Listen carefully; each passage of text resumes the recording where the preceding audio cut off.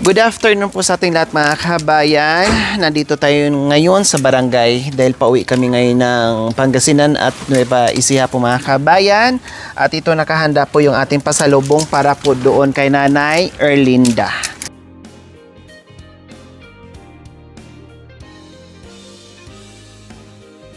Yes, see you tomorrow po, Nanay Erlinda. Yung aming pinangako po sa inyo na babalik po yung Tres Marias and the Chocolate Girls, no? Kung mayroon mang kulang sa aming mga kabayan, no?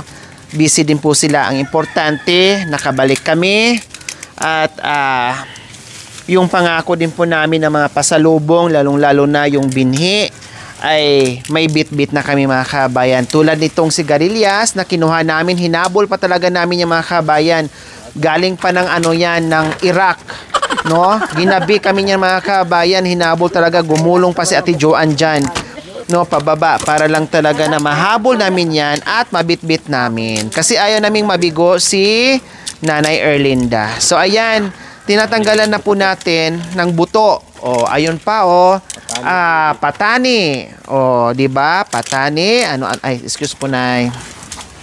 May mga patani po tayo dyan. Ayan po mga kabayan. Fresh. O. Then, yung sigarilyas natin, syempre. Kasi pinitas na nakaraan. Medyo kumuluntoy na siya. Pero okay lang yan. Kasi ang importante, ang hiningi doon ni Nanay Erlinda is yung binhi na meron siyang itatanim doon daw sa backyard niya mga kabayan. Bukod pa riyan, ang dami pa. Itong luya, ayan, fresh po mga kabayan, luya at gabi. Tapos ano po ito? Amidi, yan. Gabi. Ito patani. Po, yung patani. So, binhi ng patani mga kabayan kasi ito fresh. No, pwedeng igulay. So, ito ay ready to, ano na yan, tanim. No, marami na po yan. Kahit isang dakot mga kabayan, madami na po yan. No? Super dami na yan. So, yung ating fresh na papaya. Ayan. Hala. Wow. Alam nyo po ito, mga kabayan, ito yung malaman. Parang feeling ko ito yung parang dipakwan na ano, na papaya. Super tamis, super sarap to mga kabayan. Ito naman galing kay Ate Rose and Kuya Ramon. Then, ito pa, no, isang buwig. Ayan. Kay Ate Rose, Kuya Ramon. Kay Ate Rose din to mga kabayan. Ayan, no, isang buwig talaga mga kabayan. Talagang hindi pinilas-pilas. Talagang matutuwa si Nanay Erlinda nito. Huwag din natin pilasin, ganyan lang. Oh, ayan no, isang buwig. Oh, may hinog na dito mga kabayan no. Siguro ayan, may hinog na talaga siya. Oh, ayan no. Siguro ilang araw na to kasi tuyo na yung ano niya, yung tangkay niya mga kabayan. No, and then kanina, meron din sana isang malaking buwig. Sabi ni Nanay Fee, buhati na daw. Kaya lang sabi ko, sobrang dami na. Kasi ito kay galing din kay Nanay Fee. Ayan. Ayan o, super dami o. Oh. Ayan, mga hinog na. And then ito din. Wow, kung sino yung magaling gumawa ng ube, tilaya, ay napakasarap niya mga kabayan. Paborito ng mga taga Bulacanyo, the best gumawa mga kabayan ng mga taga Bulacan dyan. No? Grabe. Then ito namang luya mga kabayan at saka gabi kay Ate Flor and kay Ate Cha. And then ito namang mga gulay. Galing naman ito kay Mami D and Nanay Needs. Ito naman po mga kabayan. Ito yung pinuntahan namin doon sa baba na pananim. Dahil ito talaga ang kabilin-bilinan ni Nanay Erlinda, binhi, para meron siyang itatanim. Kaya talagang sinugod namin. Ginabi na kami sa pag-akyat muli sa view deck namin mga kabayan. So i-arrange lang po natin mga kabayan kasi bukas pa tayo makakarating doon kay Nanay Erlinda. Bukas pa natin to maibigay. Inayos ito, isalansa ng maayos para hindi siya maganda pit-pit, hindi masayang kasi may hinog na. Tulad nitong saging mga kabayan.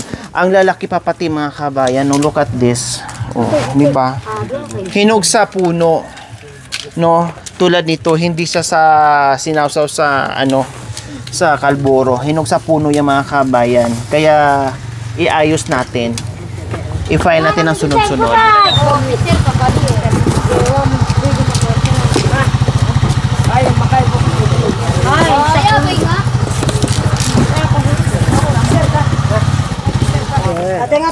Ayan yung ating halo-halo na dito mga kabayan. Meron na rin ditong mga tuyo na tulad nito ay pwede na to siyang ibinhi. Ginanya ko ng ilalim ko yan. Oo. Ayan. Dapat nung nakaraan nakabuyang yang mga kabayan, nakalimutan na kasi ginabi na kami. Pero ang dami nito, magsawa sila. Hindi, ginanyan ko siya kasi may sigarilyas. Tulad niyan, pwede itong binhi mga kabayan, hinog na yan. Oo. Sila na lang ang mag-ano niyan.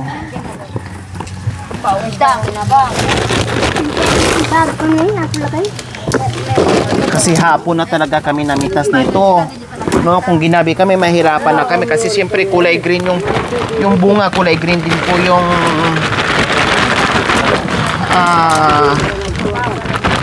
tawag ito, dahon. Hindi na may makikita kasi alas 6 siguro nandoon pa kami mga kabay, nanguha pa. So ayan, ibuyang-yang lang natin. Pwede papaya dyan. No. Sige, papaya. Pwede. Unahin mo yung medyo ipaibaba natin kung ano yung ginawa niya, ganyan. Ganyan din ha, nakatayo yan. Para hindi siya maano. Sakla! Ayan. Oh. Ayan, tapos Para mas masarap. papaya o pipino. Mukhang masarap, no? Oh, ano ito mga kabayan? Anong sa tingin niyo po dito? Papaya o pipino?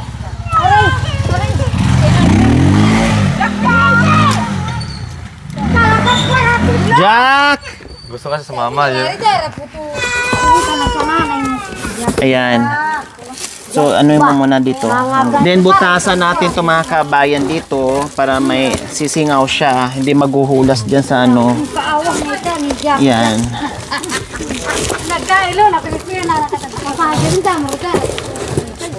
Jack! Anong problema sa mundo?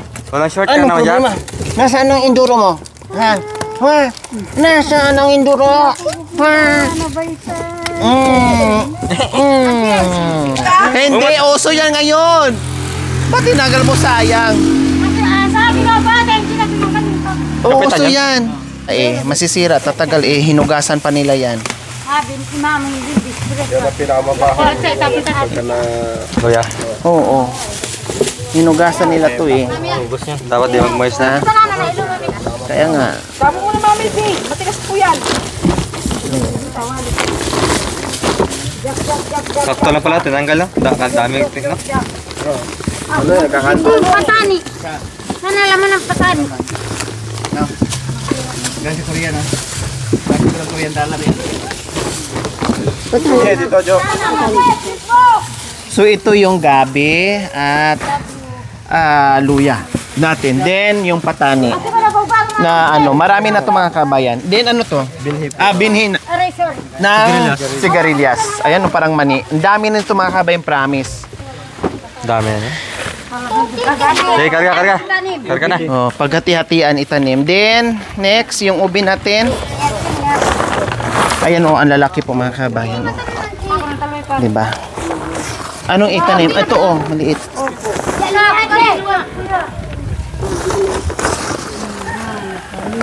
Balbo!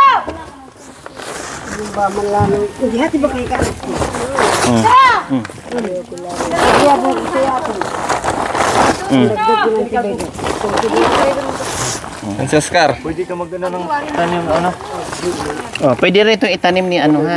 May mga ugat-ugat yan. Pag nag-ano sila, tapyas ng ganyan. Para itanim, ha? Tanim yung Kasi sayang. Tapos na lang, pantanin. O ito na, paglagyan na needs. Bili! Rawa, bili mo to! Ilang pag na ngayon lang kita. Ayan. Para hindi lulundo yung ilalim. Magdalawa ka nang ako.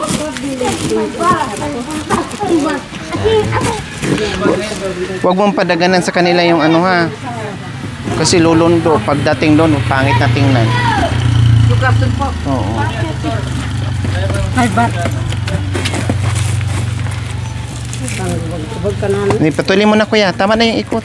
Kalbo! Maglaylay!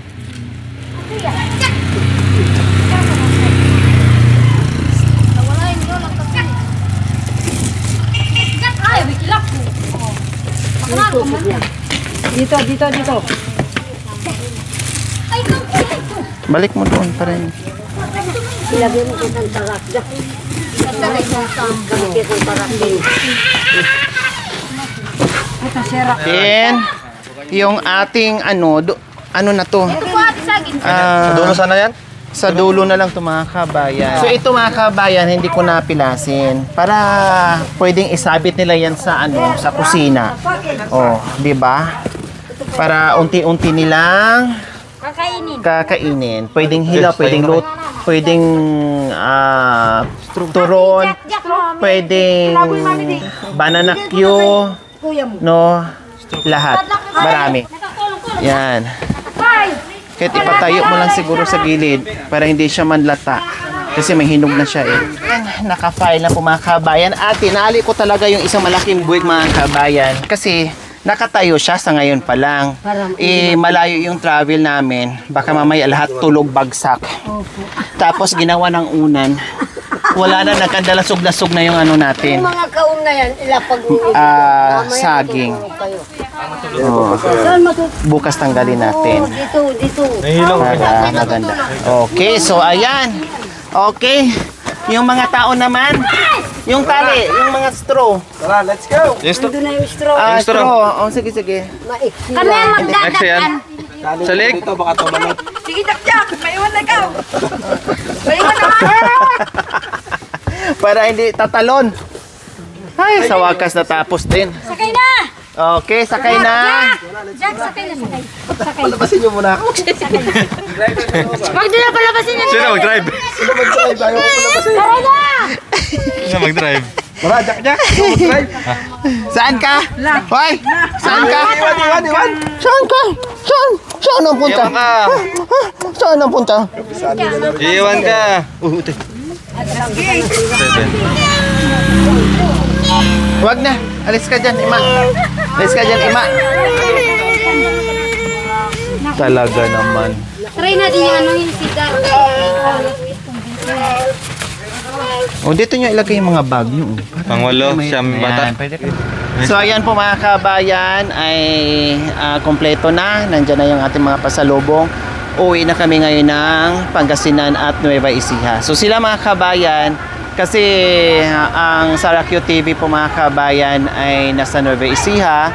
From Nueva Ecija po mga kabayan, mismong bayan nila, papunta sa Rosales, 1.5 hours. So, sila, diretso na sila. Bukas kami magkikita. Sila, diretso na sa bahay ni Kuya Justin, nasa Saracu TV po mga kabayan, para hindi na pabalik-balik, na hindi kawawa. Hatid, and then kinabukasan ulit ng maaga o madaling araw, susunduin na naman. Para isang way na hindi na mapagod yung driver, hindi na aksayado ng gasolina.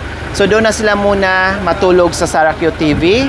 Then kami naman, diretso kami ng Pangasinan. So bukas, pupunta din kami ng Nueva Ecija. Para sabay-sabay kami pupunta doon kay Nanay Erlinda. Kaya, Nanay Erlinda, ready na ba kayo sa aming pagbabalik? Happy birthday in advance and see you tomorrow. Bye!